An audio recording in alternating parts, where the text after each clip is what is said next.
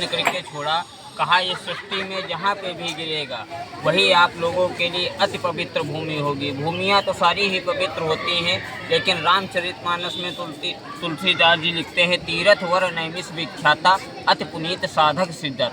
तीर्थों में सबसे श्रेष्ठ नैमिषारण्य है। यहीं पे 88,000 ऋषि मुनि यज्ञ करते हुए बोले भगवान ब्रह्मा से, हमें कोई ऐसी पवित्र भूमि बतलाओ जहाँ पे मैं अपना यज्ञ पूर्ण कर सकूं।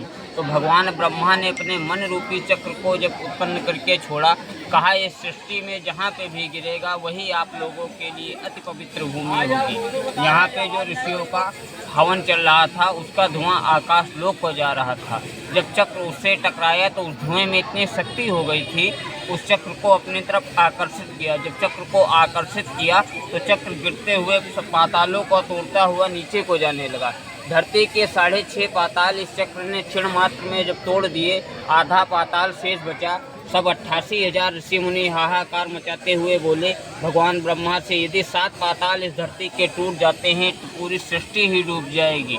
तो भगवान ब्रह्मा ने कहा, मैं शक्ति को छोड़ सकता हूँ, शक्ति को वापस नहीं ले सकता।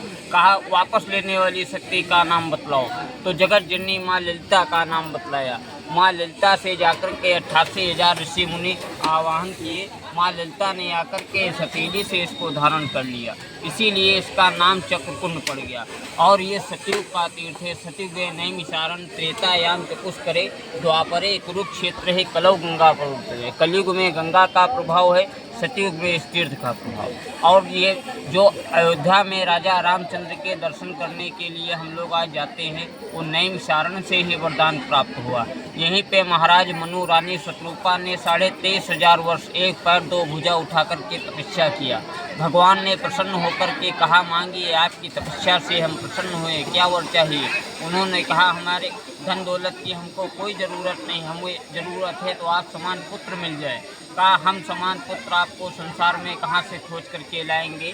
कहा, आप जब त्रेता युग में राजा दशरथ और रानी कौशल्या के नाम से जाने जाओगे तो आपने नैमिषारण्य की पावन भूमि में तपस्या करी है। यहाँ पे 1 गुना फल किया हुआ फल उसको आपको 4 गुना प्राप्त होगा। तो कहा, वहीं पे आपके घर में 4 पुत्रों का जन्म होगा। राजा रामचंद्र, भरत, शत्रुघ्न, लक्ष्मण का वहीं पे जन्म हुआ। अयोध्या में आपके कर्म भूमि है, मथुरा में आपके लीला भूमि है, नैमिषारण्य में तपोभूमि।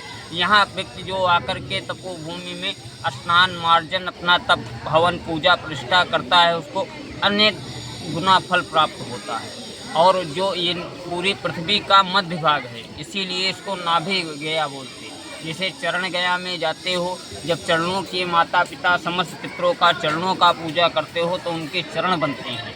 कृपाल गया बद्रीनाथ में जब पिंडदान करते हो तो उनका कृपाली का हिस्सा बनता है। नैमिषारण्य में जो पिंडदान तर्पण अपने पितरों के वास्ते संकल्प करते हो, वो यहीं से पितरों को भोजन का प्रदानी होता है, यहीं से पितरों को वैकुंठ की यात्रा मिलती है। बोलिए नैमिषारण्य धाम की जय। प्रथम शक्तिपीठ नैमिषारण्य।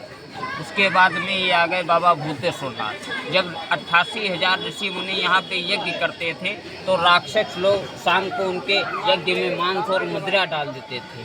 तो ऋषि मुनि रोज परेशान होकर के भगवान ब्रह्मा के पास भी गए कि हम लोग रोज यज्ञ करते हैं और रात को इसमें मांस और मदिरा डाल दिया जाता है, तो इसको रोको। तो भगवान ब्रह्मा ने कहा, मैं सृष्टि का रचयिता हूँ, मैं सृष्टि को नाश नहीं कर सकता, मैं सृष्टि को संहार नहीं कर सकता। तो कहा, किसके पास में जाएं? तो कहा, भगवान विष्णु के पास में जाओ। तो भगवान विष्णु के पास में जब 88,000 ऋषि मुनि पहुँचे, भगवान विष्णु से आग्रह किया तो भगवान विष्णु ने कहा, मैं सृष्टि का पालन करता हूँ, मैं सृष्टि को कैसे नाश करूँ। तो भगवान ब्रह्मा ने कहा, किसके पास में जाया जाए तो ये सृष्टि का विनाश रुक सके। तो भगवान ब्रह्मा ने कहा, जाइए आप शिव भगवान के पास में जाओ। तो भगवान शिव का आवाहन किया। 88,000 ऋषियों ने, भगवान शिव आए, अपनी बातों को सब बतलाया ऋषियों ने। तो भगवान शिव बोले, चलो ठीक है, हम आपके यज्ञ की सुरक्षा करेंगे। कहे लगे, जब तक हम आपका यज्ञ चलता रहेगा तब तक हम आपके यज्ञ की सुरक्षा करते रहेंगे। जब यज्ञ ऋषियों का पूर्ण हो गया तो भगवान ब्रह्मा से शिव जी बोले, अब मैं जा सकता हूँ। तो कहा, आप कहाँ जाओगे, आप हजारों साल से यहीं ठहरे हो, अब हमारा यज्ञ जब पूर्ण हो गया है तो आप भी अपना स्थान यहीं पे ले लो। तो यहीं पे बाबा भूतेश्वरनाथ विराजमान ऑल वर्ल्ड में आपको शिवलिंग का दर्शन तो सब जगह मिलेगा, लेकिन नैमिषारण में केवल मुख्य आकार का ही दर्शन आपको प्राप्त होगा, जिनमें 3 रूप बाबा बदलते हैं। देखने की श्रद्धा होनी चाहिए। सुबह में बाल रूप में रहते हैं, दोपहर में अपने विराट रूप में रहते हैं, शाम में दयालु रूप में बाबा का दर्शन होता है। उसके बाद में जो सत्यनारायण व्रत कथा हम लोग घर पे सुनते हैं, एकदा नैमिषारण ऋषिया सोनका दया प्रपक्ष मुनियादे सर्वे सूतम पौराणिकम। 88,000 ऋषि मुनि को यहीं पर सूत जी ने बैठाल करके सत्यनारायण व्रत कथा सुनाई। उसके बाद में जो श्रीमद् भागवत हम लोग घर में कराते हैं, यहीं पे 88,000 ऋषियों को वेद व्यास जी ने श्रीमद् भागवत सुनाई। जितने भी अपने हिंदू धर्म में वेद पुराण हैं, उन सारे वेदों पुराणों का रचना नैमिषारण से हुआ। हर वेद पुराणों में नैमिषारण का प्रथम बार नाम आपको मिलेगा। चाहे गरुड़ पुराण उठा करके देख लो, चाहे श्रीमद् भागवत देख लो, चाहे भगवत गीता देख लो, चाहे रामचरितमानस देख लो, हर चौपाइयों में आपका नैमिषारण जरूर मिलेगा। उसके बाद में फिर यहाँ पे जो पितरों का नाभि गया क्षेत्र है, यहाँ पितरों के वास्ते अन्न की सेवा मानी जाएगी। अन्नदान देने से पितरों को भोजन की प्रदानी होती है। जिसका जो श्रद्धा भाव जगता है अपने पितरों के वास्ते, अपने परिवार के वास्ते, अपने बच्चों के वास्ते दान करता है। जाकर के सभी लोग इसका जल स्पर्श करो। उसके बाद में जो जिसका श्रद्धा भाव जगे अपना संकल्प करो। ये तो 84 कोसी परिक्रमा 84 कोसी परिक्रमा यहाँ पे भगवान श्री राम ने करी थी। 9 दिन की पैदल यात्रा चलती है, 275 किलोमीटर की दूरी की। 9 दिन पैदल हर गांव में है, एक एक पड़ाव पड़ता है हर दिन में। कब होती है यात्रा? ये फागुन मास में होती है। फागुन की अमावस्या से परेवा से स्टार्ट होकर के और पूर्णमासी तक चलती है ये परिक्रमा।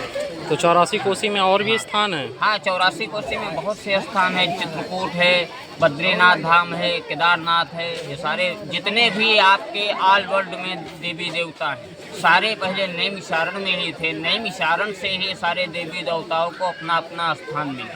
जो प्राचीन यहाँ पे अयोध्या है, वो सबसे पुरानी अयोध्या नैमिषारण की ही धाम में, यहाँ से 3 किलोमीटर की दूरी तो रावण कौन था? रावण को जब रावण को राम जी ने जब मारा तो जाकर के उनको उठा ले गया पातालपुरी में। जब पातालपुरी में उनको उठा ले गया तो पातालपुरी से जाकर के हनुमान जी उनको लेकर के आए। रावण के नीचे पैरों में है और राम लक्ष्मण कंधे में है। यहीं दक्षिण मुखी जाना था उनको लंका के लिए, तो यहीं रात भर निवास किए। उसके बाद में लंका पहुँचे।